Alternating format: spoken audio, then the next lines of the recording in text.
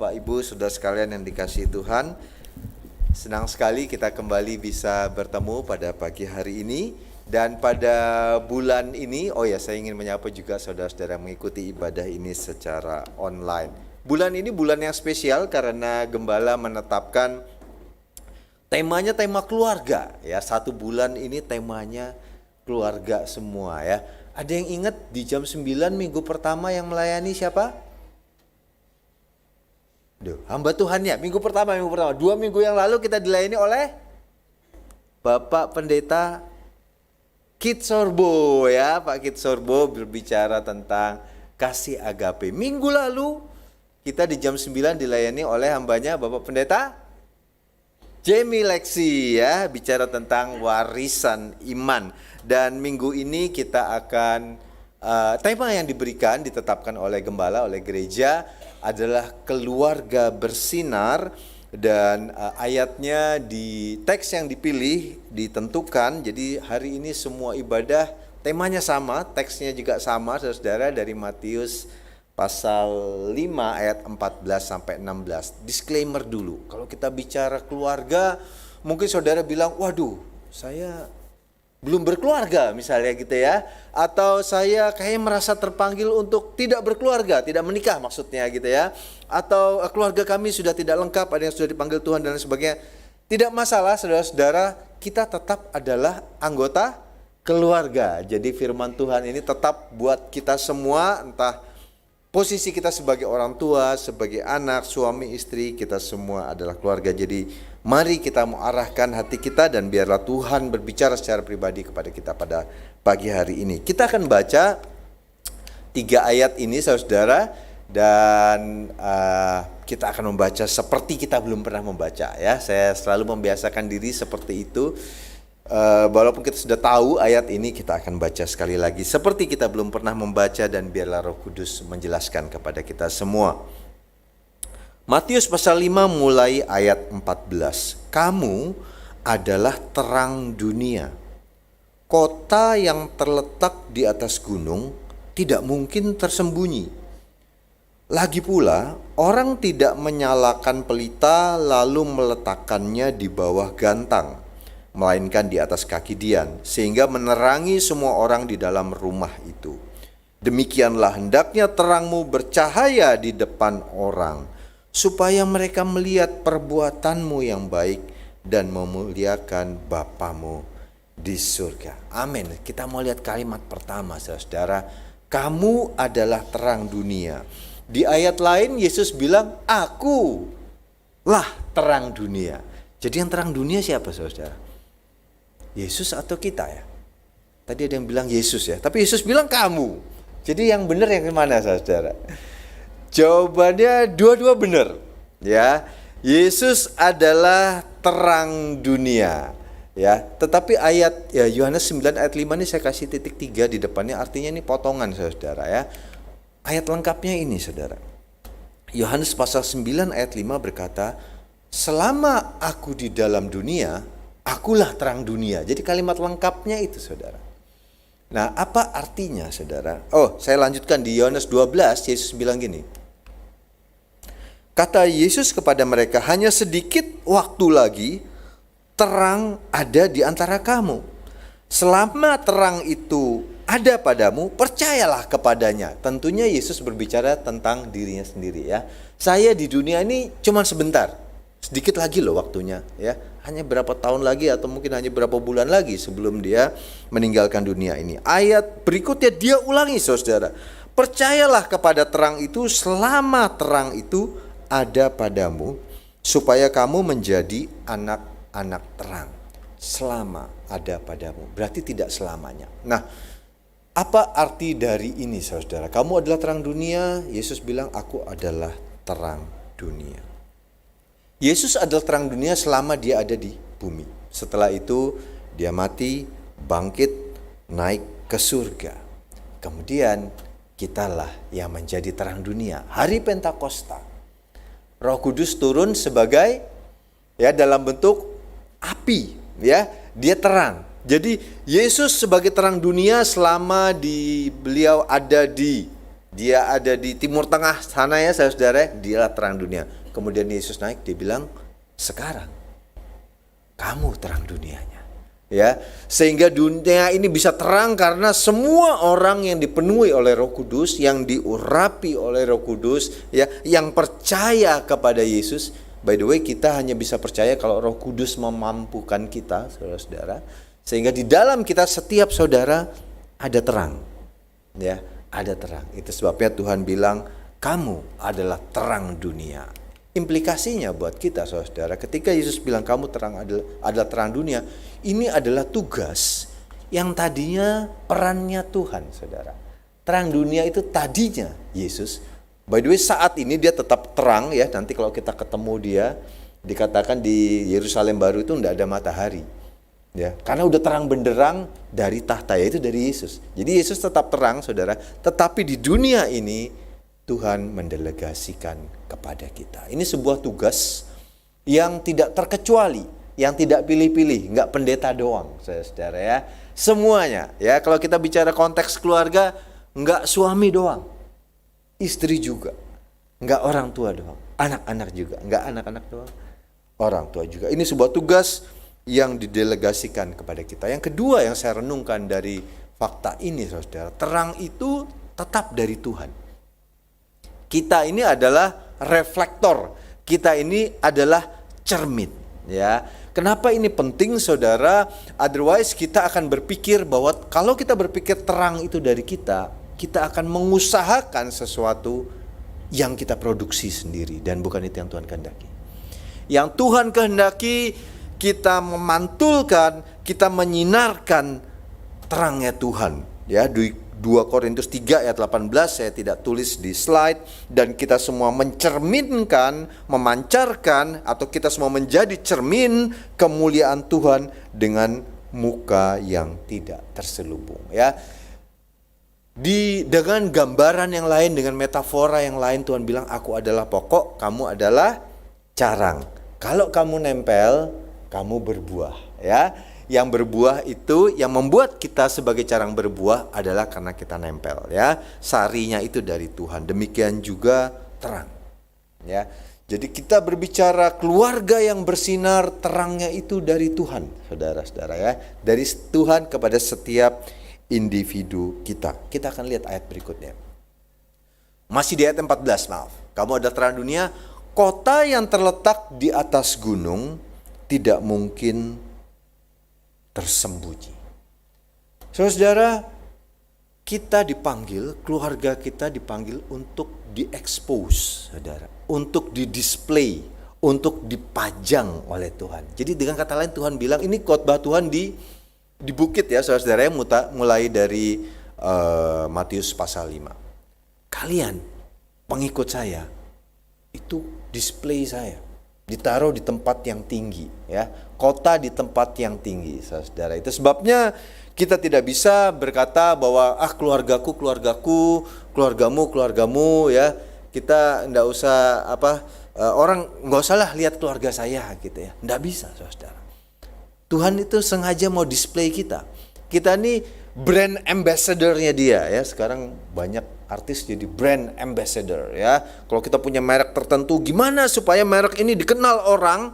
Ya, kita cari orang yang public figure, ya, influencer, menjadi brand ambassador, menjadi duta dari merek, ya. Nah, kalau mereknya kerajaan surga, saudara, dutanya itu kita. Keluarga kita itu Tuhan tetapkan, Tuhan taruh di atas gunung, saudara, ya. Jadi kembali ini menjadi satu tugas yang Tuhan percayakan kepada kita. Minggu ini minggu misi, saudara, minggu ketiga.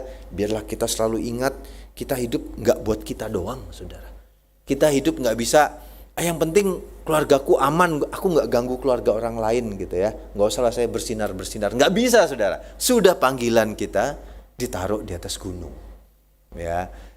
Apa keadaan kita orang Kristen dilihat orang, saudara. Itu sebabnya biarlah kita ada awareness, ada kewaspadaan, kesadaran bahwa kita ini ditaruh Tuhan di tempat yang terekspos. Nah, buat yang belum menikah, ingat bahwa kita dan calon pasangan kita nanti itu harus terekspos, saudara ya. Kita ini memang ditetapkan Tuhan untuk ditampilkan. Jadi jangan di awal sudah sembunyi-sembunyi ya.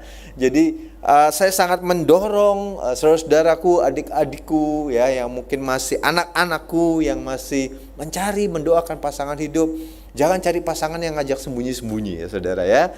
Ya, carilah yang dari awal kita siap untuk diekspos. Kita siap untuk ditaruh Tuhan di tempat yang tinggi, saudara ya, di atas gunung. Ayat lain Paulus berkata, kamu adalah surat pujian yang tertulis, yang dikenal dan bisa dibaca semua orang. Ya, hidup kita, keluarga kita Tuhan taruh untuk dibaca semua orang. Oke, saya akan skip yang ini saudara. Saya langsung ke ayat berikutnya. Matius 5 ayat 15. Lagi pula kata Tuhan, lanjutkan ayat tadi saudara ya. Setelah bicara di atas gunung, Tuhan bilang gini, lagi pula orang tidak menyalakan pelita lalu meletakkannya di bawah gantang, melainkan di atas kaki dian, sehingga menerangi semua orang di dalam rumah itu. Ayat sebelumnya berkata kamu adalah terang dunia.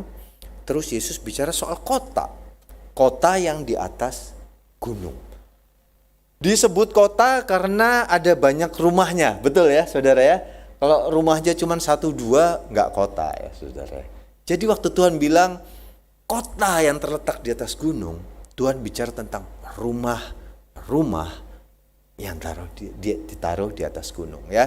Rumah tangga, keluarga yang ditaruh di atas gunung. Jadi habis Tuhan bicara keluarga ini akan diekspos, Tuhan taruh di tempat yang tinggi ya. Tuhan bicara soal pelita.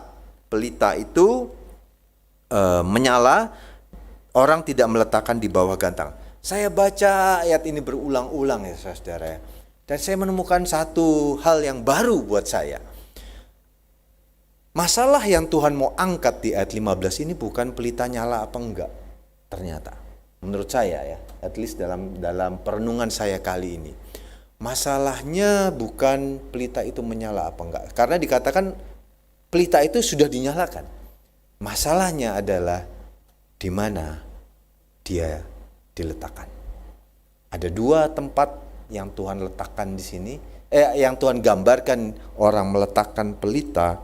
Yang pertama di bawah gantang, yang satu di atas kaki dian ya.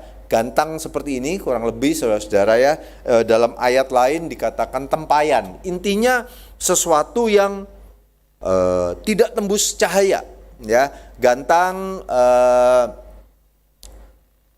ukuran ya, semacam ukuran takaran ya. Kalau kita nakar beras zaman dulu ya, ditakar pakai semacam gelas kayak mug gitu ya, cuman gede ya, dan ada pegangannya untuk buat nakar beras atau biji-bijian ya. Kalau kita mungkin beli beras seliter gitu ya, dulu beli beras 1 gantang ya, semacam itu. Nah, intinya sesuatu bisa terbuat dari kayu atau dari metal, dari besi, dan itu kalau ditutup, dan itu tidak tembus pandang ya saudara. Jadi kalau pelita yang seperti itu ya, dia minyak sumbu ditaruh di minyak ya, minyaknya naik gitu ya, dan itu bisa terbakar. Kalau ditutupi gantang ya jadi enggak kelihatan sinarnya saudara ya. Kalau rumah itu pelitanya nyala tapi ditutup gantang ya enggak nyala saudara. Saya tadi sudah bilang bahwa setiap kita orang yang percaya itu sudah ada pelita dalam kita ya. Firman Tuhan, firman-Mu pelita bagi kakiku ya. Jadi firman Tuhan adalah pelita. Roh Kudus adalah pelita. Tadi saya bilang kita tidak bisa percaya kepada Tuhan kalau tidak Roh Kudus menganugerahkan kepada kita. Ayat lain berkata kamu tidak bisa memanggil dia ya Aba ya Bapa kalau bukan karena dorongan Roh Kudus saudara. Jadi percayalah saudara, setiap saudara ada apinya, ada pelitanya. Setiap saudara adalah pelita yang menyala. Itu sebabnya Tuhan bilang masalahnya adalah pelitanya ditaruh di mana.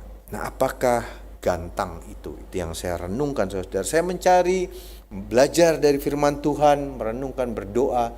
Apa ya gantang ini? Apa ya sesuatu yang menutupi terang yang sudah Tuhan kasih? Ini yang pertama, saudara. Kita lihat di 1 Yohanes pasal 1 ya, Rasul ini banyak bicara soal terang, saudara. Dan inilah berita 1 Yohanes 1 ayat 5. Dan inilah berita yang telah kami dengar dari Dia dan yang kami sampaikan kepada kamu. Allah adalah terang, dan di dalam Dia sama sekali tidak ada kegelapan. Jika kita katakan bahwa kita beroleh persekutuan dengan Dia, namun kita hidup dalam kegelapan, kita berdusta dan kita tidak melakukan kebenaran. Sampai di situ dulu, saudara. Jadi ternyata bisa, kalau berdasarkan ayat 6 nih, kita ngomong punya persekutuan dengan Tuhan, mungkin secara pribadi gitu ya. Tetapi Tuhan bilang hidup dalam kegelapan, maka itu menjadi sebuah dusta. Ayat 7, jika kita hidup dalam terang sama seperti Dia di dalam terang, artinya kita hidup dalam terang dan gak ada yang nutupin, saudara. Yang terjadi adalah kita beroleh persekutuan seorang dengan yang lain, dan darah Yesus anaknya itu menyucikan kita daripada segala dosa. Siapakah seorang dengan yang lain itu? Siapakah orang lain yang dengannya kita bisa bersekutu itu? Gereja Tuhan tentu, tapi dalam konteks keluarga, orang lain itu nomor satu adalah keluarga kita, anak kita, orang tua kita, pasangan kita. Dengan kata lain Tuhan bilang gini, saudara, kamu adalah terang, ya. Dan jika kamu hidup dalam terang, sama seperti Dia ada di dalam terang, maka kita beroleh persekutuan dengan anggota keluarga yang lain, saudara.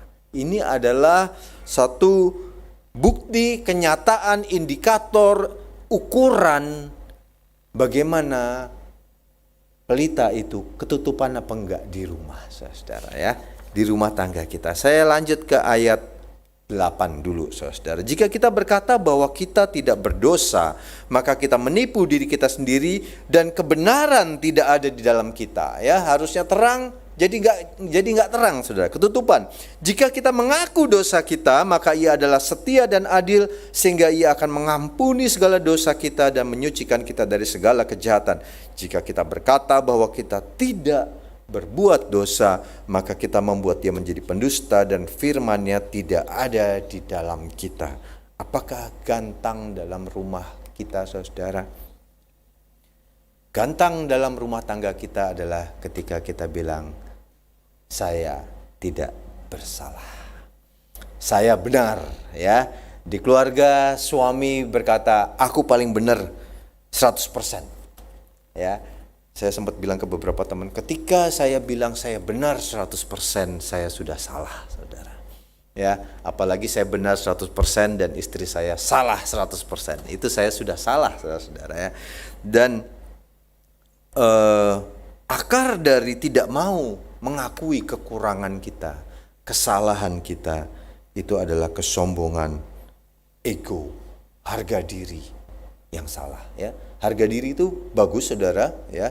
Kita perlu tahu bahwa kita berharga, tapi saudara mengerti konteks yang saya maksud ini, harga diri yang untuk melindungi kesombongan kita, ego kita, sehingga kita tidak ada pengakuan di dalam keluarga kita. Dalam hubungan suami istri, kita tidak mau mengaku salah, ya, tidak mau merendahkan diri. Perhatikan dasarnya kesombongan, saudara. Lawannya merendahkan diri. Nggak ada yang mau duluan.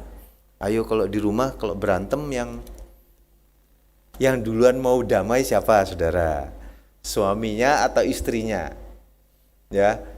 Kalau di rumah saya, puji Tuhan, istri saya yang sering merendahkan diri, saudara ya. Dan saya banyak belajar dari dia. Kita suami-suami, kita sering punya masalah di sini. Kita sering punya masalah di ego kita, ya. Kita, gua bener kok, apain gua yang memulai duluan gitu ya. Kita orang tua, kita sering merasa gua bener kok. Ya, ngapain saya minta maaf ke anak-anak? Saya lebih tua, saya lebih tahu gitu ya. Atau anak-anak juga gengsi untuk minta maaf. Saudara, ini adalah gantang di dalam pelita rumah tangga kita. Saya ingin berpindah sebentar ke topik yang lain, masih dalam topik pengakuan dosa, saudara. Ke cerita yang lain ya, untuk menggambar, ini menurut saya gambaran yang luar biasa. Yang pertama, Adam ditanya sama Yesus waktu dia makan buah ya, apakah kamu makan buah dari pohon yang kularang? Ini pertanyaan jenis pertanyaan yes no. Saudara ngerti ya? Jawabannya cukup ya atau tidak. Kamu makan buah yang aku larang. Kok kamu sembunyi? Kok kamu takut sama saya, kata Tuhan. Tapi jawaban dari Adam ya, dalam Kejadian pasal 3 ayat 12, perempuan ini Tuhan yang kau taruh. Ya udah nyalain perempuan, nyalain Tuhan juga, saudara ya. Ini gara-gara Tuhan naruh perempuan ini, dia yang ngasih buah, perempuan nyalain iblis ya. Kalau iblis mah udah biangnya kesalahan, saudara ya. Jadi dia happy-happy aja kalau dia disalahin, nggak masalah buat dia gitu ya, saudara ya. Tetapi hari itu Adam tidak mengaku. Saya mau kontraskan dengan kejadian satunya, saudara. Yesus yang di bawah kanan. Yesus disalib bersama dua penjahat. Penjahat yang satu bilang, emang kamu benar Tuhan? Kalau kamu benar Tuhan, selamatkan dirimu dan selamatkan kami, kata penjahat yang di kiri. Ya. Terus penjahat yang kanan bilang, kamu gak takut sama Tuhan? Kita ini emang selayaknya dihukum. Kita layak menerima balasan yang setimpal dengan perbuatan kita. Orang ini tidak berbuat salah. Dengan kata lain, kamu kok berani ngomong gitu sama Tuhan? Tuhan, saya ini bersalah. Saya ini emang layak disalib. Engkau tidak. Ini sebuah pengakuan dosa, saudara. Dan dia bilang, penjahatnya sebelah kanan bilang, Tuhan, ingatlah akan aku apabila engkau datang sebagai raja. Yesus berkata kepadanya, aku berkata kepadamu, sesungguhnya hari ini juga engkau ada bersama-sama dengan aku di dalam Firdaus. Saudara, pada hari Adam tidak mengaku, hari itu juga dia keluar dari Firdaus. Pada hari penjahat itu mengaku, hari itu juga dia masuk ke Firdaus. Di rumah tangga kita, saudara, di keluarga kita, pada hari ada pengakuan, kita masuk Firdaus, ya saudara. Ya, kenapa kita mau lama-lama di bawah gantang, saudara? Kalau kita bisa selesaikan dengan saling merendahkan diri, orang tua dengan anak, anak dengan orang tua, suami dengan istri, istri dengan suami. Hari kita mengaku, hari kita merendahkan diri, hari kita mau bicara, yuk kita bicara. Mah, kita bicara. Pah, ayo kita bicara. Ada sesuatu yang perlu kita selesaikan. Dan saya mau mulai dari saya dulu. Saya mengaku saya begini. Ya, hari itu juga Tuhan bilang, engkau ada bersama-sama aku dengan Firdaus. Saudara mau keluarga saudara serasa Firdaus, saudara? Saya yakin ini kerinduan kita semua. Dan itu kerinduan Tuhan juga, saudara. Mari kita mau belajar merendahkan diri, kita singkirkan gantang yang namanya gak mau ngaku. Ini saudara ya. Yang kedua, saudara, gantang yang kedua. Masih dari rasul yang sama, 1 Yohanes.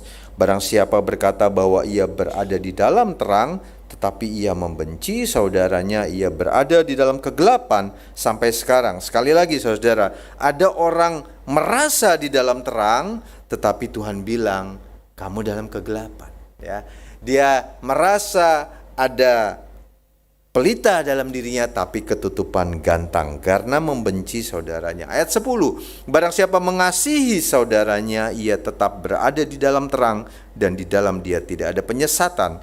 Tetapi barang siapa membenci saudaranya, ia berada di dalam kegelapan dan hidup di dalam kegelapan. Ia tidak tahu kemana ia pergi, karena kegelapan itu telah membutakan matanya.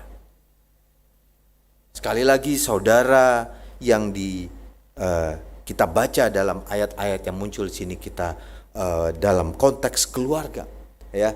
Saudara ini adalah keluarga kita, orang tua kita, anak kita, suami kita atau istri kita. Barang siapa membenci anggota keluarganya. Ayat 11, dia berada dalam kegelapan, dia ketutupan gantang. walaupun dia pelita, ya, walaupun kita bilang kita orang Kristen, walaupun kita bilang kita tahu firman, saudara, kita banyak berdoa barangkali, tetapi ada sesuatu yang menutupi, ya, ada gantang yang menutupi.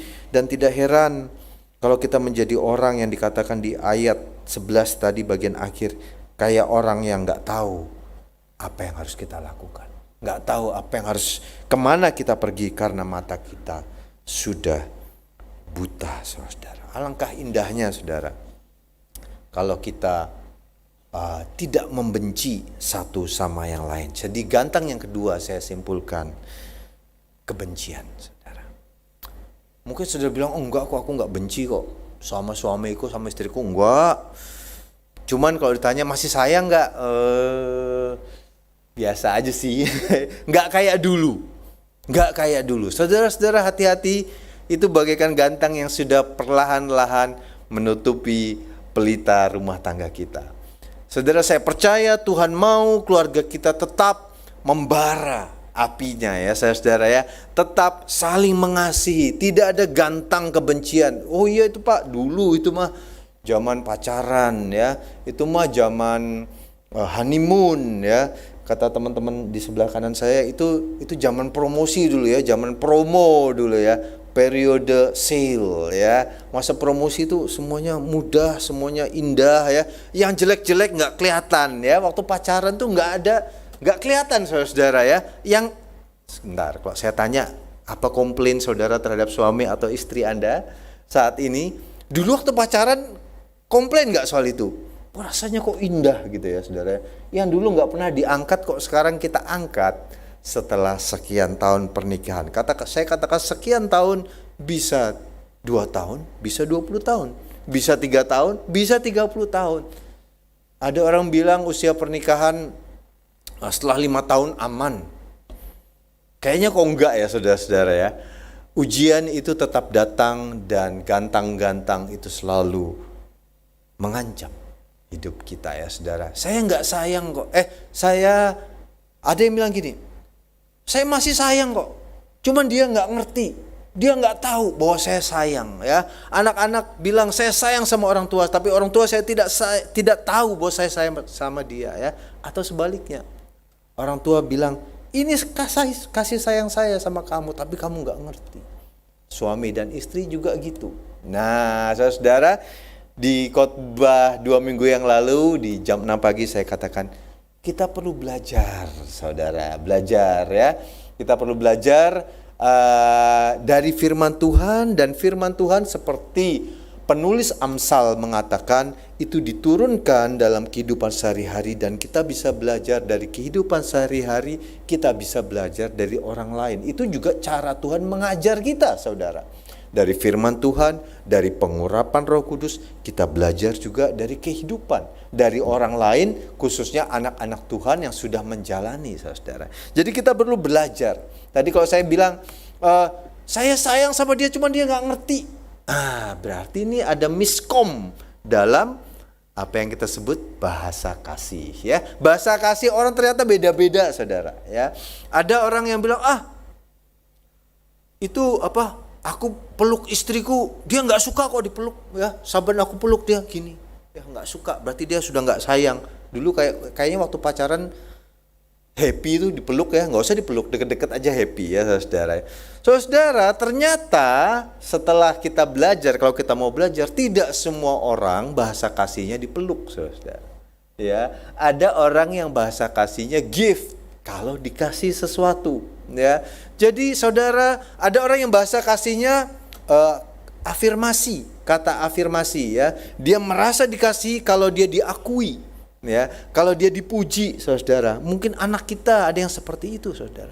Dia nggak butuh dipeluk-peluk, saudara. Dia butuh dipuji, dia butuh disayang. Mungkin orang tua kita, suami istri kita, saudara. Kita perlu belajar, ya. Dan itu gampang kok kalau saudara browsing bahasa kasih, ya, love language, saudara bisa tes dan saudara bisa tahu, kemudian dikomunikasikan dalam keluarga. Oh, ini toh bahasa kasihmu, pantesan selama ini kita nggak nyambung, saudara, ya. Ya, saudara juga bisa belajar dari buku, saya mendorong buku-buku yang ditulis oleh penulis-penulis yang takut akan Tuhan, ya dan sudah menjalani kehidupan ini, saya sangat mendorong saudara bisa ikut seminar pasutri, ya, seminar pasangan suami istri. Amin Bapak Ibu. Kita perlu belajar, ya. Enggak cuman mobil yang perlu diservis saudara, enggak cuman AC yang perlu diservis secara berkala. Pernikahan kita, keluarga kita perlu diservis saudara. Enggak cuman sekedar yang penting masih jalan. Saudara, mobil saudara ganti oli kalau sudah mogok. Emang kalau sudah mogok saudara? Tidak. Waktunya ganti oli, ganti oli. Ya, emang kita servis AC kalau sudah rusak doang saudara. Sebelum rusak kita servis, apalagi nikah kita saudara.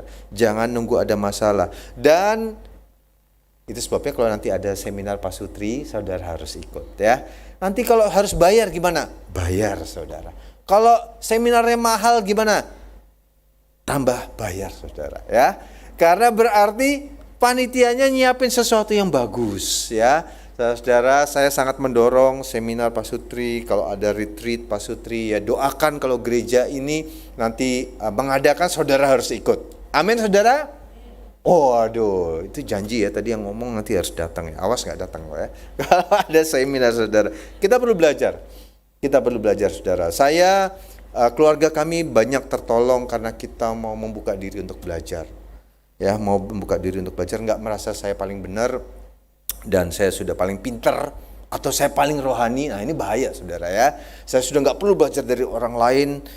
No, saya rasa Tuhan pakai juga orang lain untuk menjadi alatnya mengajari kita, ya. Belajar bahasa kasih, belajar cara berpikir, perbedaan pria dan wanita itu perlu saudara.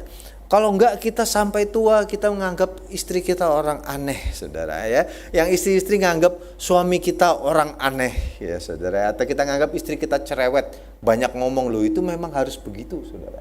Kalau kita nggak jadi pendengar yang baik buat istri kita, hati-hati nanti ada telinga lain yang siap memberikan dirinya untuk menjadi tempat curhat dari istri kita. Bahaya saudara ya. Jadi kita perlu belajar bagaimana seorang perempuan berpikir, berkomunikasi, bagaimana seorang laki-laki berpikir, berkomunikasi, apa yang dipikirin cowok, apa yang dipikirin cewek, kita perlu belajar saudara, supaya tidak ada gantang-gantang yang menghalangi pelita bisa bersinar di rumah kita. Pelita jangan ketutupan saudara ya. Ayat 15 berkata, lagi pula orang tidak menyalakan pelita lalu meletakkannya di bawah gantang, melainkan di mana saudara? Di atas kaki dian, sehingga menerangi semua orang di dalam rumah itu. Ya, kaki dian ada yang bercabang 1, 2, 3, 7 seperti gambar ini dan lain sebagainya saudara. Yang jelas kaki dian itu tempat di mana pelita tadi diletakkan. Jadi Tuhan bilang, pelita sudah saya nyalakan, jangan ada yang nutupin, taruh di tempat yang benar. Apakah tempat yang benar itu? Itu adalah posisi kita.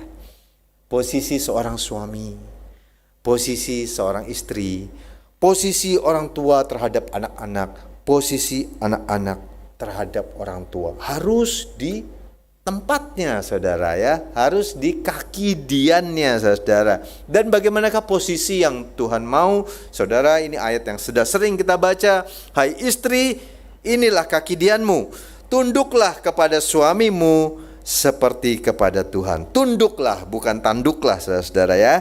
Karena suami adalah kepala istri, sama seperti Kristus adalah kepala jemaat. Kembali bicara soal posisi saudara. Dialah yang menyelamatkan tubuh. Karena itu sebagaimana jemaat tunduk kepada Kristus, demikian jugalah istri kepada suami dalam segala sesuatu. Sekarang suami. Jadi istri tadi tunduk ya. Hai suami, kasihilah istrimu sebagaimana Kristus telah mengasihi jemaat dan telah menyerahkan dirinya baginya. Saya kasih catatan sedikit saudara. Kasihilah istrimu sebagaimana yang dia mengerti sebagai bahasa kasihnya. Kalau saya boleh sambung dengan yang tadi saudara ya. Kalau kita ngotot ngasihin, contoh aja, saya kasih contohnya nggak apa-apa ya istriku ya. Saya itu suka meluk saudara.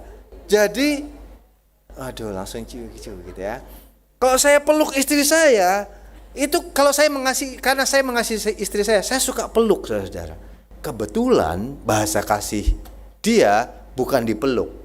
Jadi dia merasa risih kalau dipeluk, apalagi di depan orang, di rumah aja merasa risih. Nah, saudara, sehingga kalau kita tidak belajar, wah kamu udah nggak sayang lagi sama aku, ya. Kamu sudah nggak mau dipeluk. Padahal ini masalah bahasa kasih. Dia bahasa kasihnya, saudara, dibeliin bakpao, ya saudara ya. Dibeliin kue tiaw. Ini contoh saja, saudara ya. Sesuatu yang kecil tapi memang kesukaannya, itu bahasa kasihnya. Itu dia merasa dicintai, bukan dipeluk. Kalau saya maksain meluk-meluk terus, saudara, sampai berapa puluh tahun pernikahan kita, gantang itu terus menutupi keluarga kita, saudara. Sebaliknya kalau kita mau belajar, kita mau merendahkan diri, kita mau belajar mengasihi, maka gantang itu disingkirkan. Kita bisa tahu, oh ini tuh bahasa kasih suami saya, ini tuh bahasa kasih istri saya, ini tuh bahasa kasih anak saya, oh ini tuh bahasa kasih orang tua saya. Ya, ternyata orang tua saya suka diginiin, beda sama yang saya pikir. Makanya ditanya, saudara. Ya, makanya ada komunikasi, dan kalau ada diajak komunikasi, biasakan untuk terbuka satu sama lain. Lanjut, saudara ya. Ayat 26, untuk menguduskannya sesudah ia menyucikannya dengan memandikannya dengan air dan firman. Bagaimanapun juga bagi kamu masing-masing berlaku. Suami, kasihilah istrimu seperti dirimu sendiri, dan istri, hormatilah atau tunduklah kepada suamimu. Saya kembali ke ayat 26 sedikit, saudara, untuk menguduskannya. Saya suka sekali khotbah dari Pak Keith di minggu pertama. Beliau mengatakan, Kristus menguduskan jemaat. Sekarang suami, terus Yesus bilang, suami harus seperti Kristus. Terus Pak Keith bilang, hai suami-suami, bagaimana kita menguduskan istri kita? Ya, kita kan bukan Tuhan ya, yang darah kita bisa menguduskan istri kita ya. Yang menguduskan jemaat Yesus. Nah, tapi kata menguduskan itu, penjelasan Pak Keith, juga berarti mengkhususkan. Ya, segala sesuatu di perjanjian lama, kalau Tuhan kasih kata kuduskanlah sesuatu, itu artinya khususkan ya. Kuduskanlah hari Sabat, artinya bikin hari itu khusus buat beribadah, maksudnya seperti itu. Jadi ketika dikatakan menguduskan istri, mengkhususkan istri. Istilah Pak Kit saya suka sekali, membuat she feels special, ya, membuat istri kita merasa spesial. Hai suami-suami, buatlah istrimu merasa spesial, ya, sosok yang dihargai, yang dicintai, sosok yang tidak dianggap second class ya, terutama di budaya Yahudi, tetapi setara sama dengan Tuhan. Sama dengan suami ya, dengan kaum pria. Anak-anak, hai anak-anak, taatilah orang tuamu di dalam Tuhan, karena haruslah demikian. Hormatilah ayahmu dan ibumu. Ini adalah suatu perintah yang penting, supaya yang nyata dari janji ini, supaya kamu berbahagia dan panjang umurmu di bumi. Saudara, ini adalah Paulus mengutip dari 10 perintah Allah. Hormatilah orang tuamu, saudara. Dan saudara, coba saudara lihat di 10 perintah Allah ya, Keluaran 20 atau Ulangan 5. Tuhan bilang jangan membunuh. Enggak dibilang jangan membunuh supaya apa? Enggak ada, saudara. Jangan mencuri, udah titik. Ya, jangan berzina, ya, jangan bersaksi dusta. Enggak ada supayanya, saudara. Satu-satunya perintah yang langsung dikasih janji sama Tuhan, itu hormati orang tua. Waktu Tuhan bilang hormati orang tuamu supaya kamu berbahagia dan panjang umurmu di bumi. Anak-anak, hormati orang tuamu. Dan bapak-bapak, ayat 4, janganlah bangkitkan amarah. Di dalam terjemahan firman Allah yang hidup, jangan bangkitkan sakit hati di dalam hati anak-anakmu, tetapi didiklah mereka di dalam ajaran dan nasihat Tuhan. Kembali lagi saudara, dalam mendidik anak kita perlu belajar. Anak-anak sekarang beda dengan zaman kita dulu. Kita nggak bisa bilang zaman papa dulu, nak, ya. Papa dimasukin ruangan, wah gitu ya, dihukumnya, dipukul dan sebagainya. Saudara, kita harus belajar bagaimana mendidik anak-anak kita sekarang supaya kita jangan menimbulkan sakit hati. Slide saya yang terakhir merupakan ayat yang terakhir dari teks kita. Demikianlah hendaknya terangmu bercahaya di depan orang, supaya mereka melihat perbuatanmu yang baik dan memuliakan Bapamu yang di surga. Dengan kata lain, saudara, baru setelah gantang-gantangnya dibuka, terangmu bisa bercahaya di rumah. Dan tadi saya bilang terang itu dari Tuhan. Sekarang ini bagian kita nih. Perbuatan kita yang baik memuliakan Bapa kita yang di surga. Saudara, bagaimana saya bisa berbuat baik kalau gantang-gantang itu masih menutupi pelita di rumah tangga saya? Buat apa saya jadi orang yang kayaknya sabar di gereja ya, kayaknya lucu ya, bikin orang ketawa ya, tapi di rumah istri pasang tulisan awas suami galak gitu ya, awas suami saya galak ya, awas bokap gua galak ya. Di gereja kita bisa jadi pelita-pelita, tetapi Tuhan mau gantang-gantangnya dibuka dulu, pelita di rumah ditaruh di kaki diannya, rumah itu jadi terang, kota itu jadi terang. Kota terdiri dari rumah-rumah, gereja kita jadi terang, saudara. Ya, dan terang itu dari Tuhan. Sehingga ketika kita melakukan perbuatan baik apapun itu akan memuliakan Bapa di surga. Mungkin hari ini saudara berkata, waduh keluargaku kayaknya jauh dari itu. Itu sebabnya kita datang kepada Tuhan, saudara. Ya, wah rasanya kok mustahil. Saya sudah mencoba barangkali. Saudara jangan menyerah. Jangan menyerah. Itu sebabnya firman Tuhan datang pada pagi hari ini, saudara. Firman Tuhan yang di Kejadian bilang dengan sepatah kata jadilah terang, dan terang itu jadi. Itu pun firman Tuhan itu datang kepada kita. Tuhan mau menerangi hati kita. Ada bagian yang perlu kita lakukan. Ada bagian gantang-gantang yang hanya kita yang bisa melakukan, saudara. Ya, jangan suruh Tuhan. Bagian yang harus kita lakukan, kita yang lakukan, saudara. Nanti Tuhan juga pasti melakukan bagian kita. Sesuatu yang kita anggap mustahil.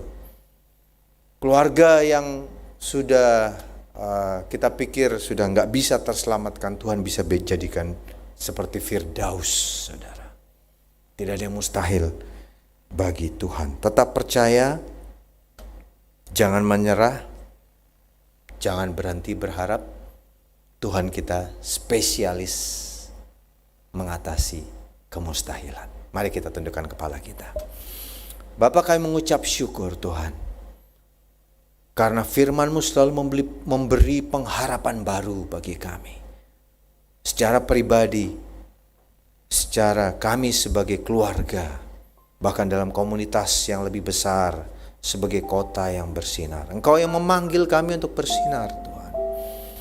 Engkau yang memanggil kami tidak menjadi keluarga yang biasa-biasa saja, yang sekedar bertahan dalam kegelapan, Tuhan.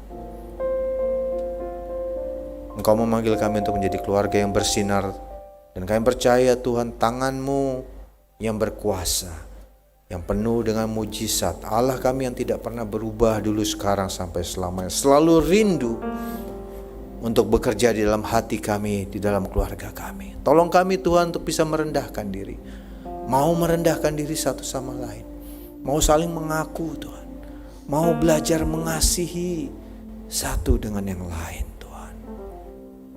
Roh Kudus, biar Engkau berbicara kepada kami lebih dari yang kata-kata manusia bisa sampaikan. Biarlah Roh Kudus terus bekerja dalam kami. Sekeluarnya kami dari ruangan ini Tuhan, Engkau berbicara semakin jelas apa yang harus kami perbuat untuk menjadikan kami memenuhi panggilan-Mu menjadi keluarga yang bersinar. Inilah kami Tuhan, hidup kami, keluarga kami bawa ke dalam tangan-Mu Tuhan. Tangan yang menciptakan dengan sepatah kata, dan terang itu pun jadi. Biar itu jadi dalam keluarga kami Tuhan.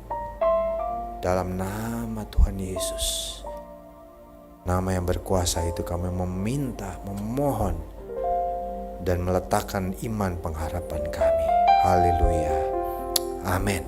Tuhan Yesus memberkati kita semua. Saya serahkan kepada